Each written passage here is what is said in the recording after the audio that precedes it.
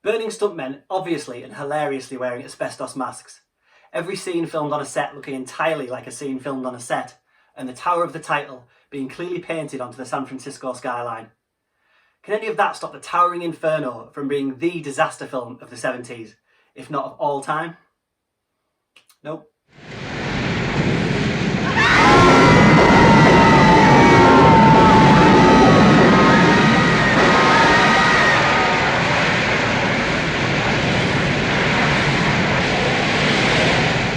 Hi, I'm Stephen at Real Classic Film Reviews, and if you're a fan of great cinema and like myself are partial to classic horror, cult classics, modern classics and stone cold classic movies in general, then you've clicked on the right video. While you're here, consider subscribing to the channel, dropping a like and letting me know in the comments some of the classic films that you love.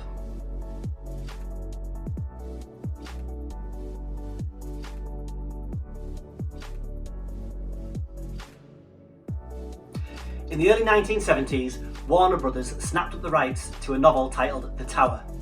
At pretty much the same time, 20th Century Fox grabbed the rights to a novel named The Glass Inferno, both books featuring a similar plot involving fire-fueled tragedy in high-rise buildings. And thus, The Towering Inferno was born. In a move unique for the time, the two studios decided to join forces by combining both stories and handing producing duties to Irwin Allen, whose star-studded The Poseidon Adventure had cleaned up at the box office a couple of years previously. Now, The Towering Inferno is essentially the Poseidon Adventure, with a sinking cruise liner replaced with a tall tower on fire. But the aces this film has up its sleeve are its main stars, Steve McQueen and Paul Newman, playing the fire chief and the architect respectively. The pair were famously competitive throughout production, battling over everything from how many lines each had in the script, to how their names would appear on the film's title and across its promotional material. Paul Newman's architect and his business partner have gone and built a 135-storey Uber tower that dominates the San Francisco skyline. To celebrate its grand opening, they hold a swanky party populated by a who's who of 70s cinema royalty. Check out this guest list. As well as our two previously mentioned leading men, we have William Holden as Newman's business partner, Richard Chamberlain as his slimy son-in-law / villain of the piece, the late great Fred Astaire as an ageing conman out to rob poor widow Jennifer Jones, a pre-murder trial O.J. Simpson as a cat-rescuing security guard, and of course we have Faye Dunaway as a magazine editor who's romancing Paul Newman.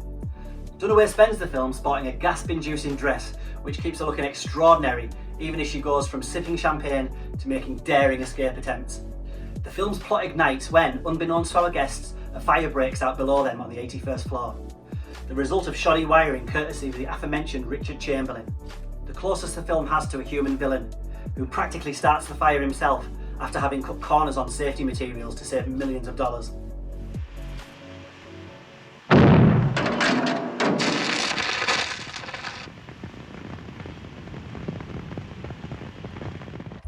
The star-studded plot cleverly splits into three distinct storylines once the flames begin to take hold. One features a large-scale escape attempt from the promenade room, featuring doomed helicopter rescues and breathtaking glass elevator malfunctions.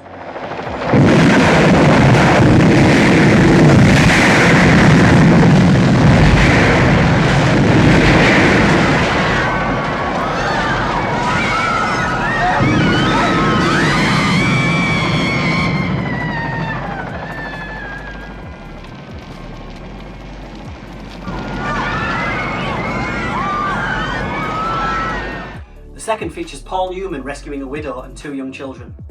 We'll talk more about this in a moment, but saddled with the less glamorous role of architect, the script really tries hard to give Newman exciting and dramatic things to do. The third storyline is populated by the firefighters, led by Steve McQueen, who spends the entire runtime speaking only in sermons about bravery and fire safety. It's all a fantastic advert / recruitment video for the admittedly brave and dedicated fire department in the film, and in society in general. The film itself dedicated to the firefighters of the world. Okay.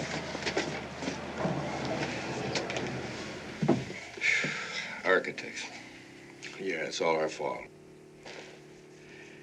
Now you know there's no sure way for us to fight a fire in anything over the 7th floor. But you guys just keep building them as high as you can. Hey, are you here to take me on or the fire? It is in fact about 40 minutes into the film by the time McQueen's fire chief O'Halloran arrives, And by this time, the blaze has already taken hold, and the plot to somehow evacuate ignorant partygoers from their sky-high death trap really kicks into gear. Having spent this first 40 minutes wandering around San Francisco, complaining about his building regs not being followed, Newman springs into action. Now, this is about as close to being James Bond as an architect can get. Fresh from jumping into bed with Faye Dunaway, he shows how he not only designed the building, but also has an outrageously intricate knowledge of the building's wiring, plumbing and security systems, as well as the action hero ability to climb air shafts, as well as fall and jump around like he's wandered in from a Mission Impossible movie. It's a ruptured gas line, get back!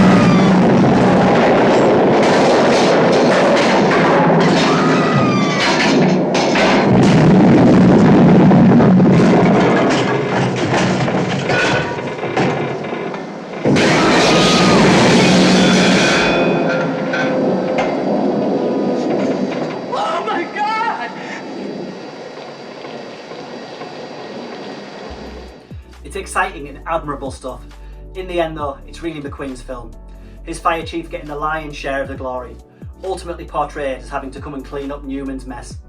All their scenes together seem to have McQueen giving disappointed looks to Newman's naughty schoolboy. At the time of its original release, the film was a ginormous spectacle, and was even nominated for 8 Oscars, including Best Film.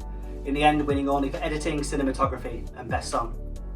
It's not without its flaws, however, and runs at an unnecessary 2 hours and 40 minutes. Which is felt any time we stray away from the fire and spend any actual time with the characters. It begins to buckle beneath its melodrama, essentially becoming a 70s soap opera. Do you believe in destiny? I believe in all good things. There must be a reason for my coming back home. Meeting you.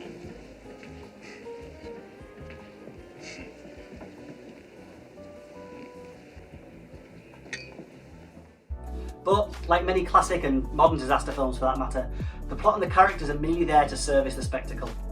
And despite much of it seeming quaint by today's rapid-fire action cinema standards, it's still a quintessential disaster film and the template from which pretty much every film of the genre is cut from. The film features some still impressive fire effects and even skirts close to horror movie territory, as it refuses to shy away from some pretty gruesome, fiery deaths.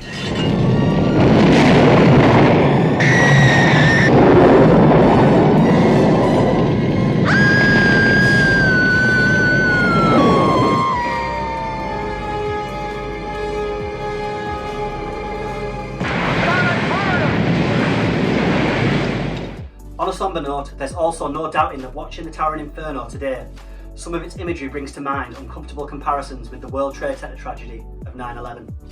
Even a closing moral message from Steve McQueen eerily foresees a day when the unimaginable occurs and thousands are trapped in a towering inferno. You know, one of these days, you're gonna kill 10,000 in one of these fire traps. And I'm gonna keep eating smoke and bringing out bodies until somebody asks us how to build them.